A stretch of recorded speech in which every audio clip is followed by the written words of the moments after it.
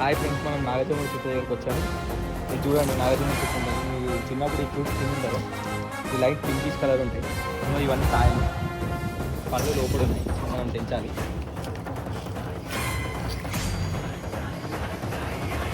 ఇదో నాగజముడి పండు ఇది. దీన్ని ఎలా తినాలో చూపిస్తే చూడండి. ఇప్పుడు దీన్ని మొత్తం ముళ్ళులు ఉంటాయి అన్నట్టు, అది మొత్తం తీసేయాలి.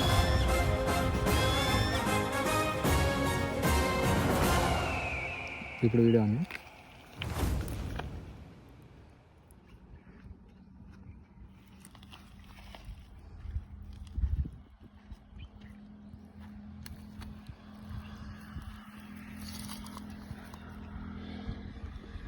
ఉంటుంది నాగజముడి పండు, చాలా బాగుంటుంది, పుల్లగా ఉంటుంది.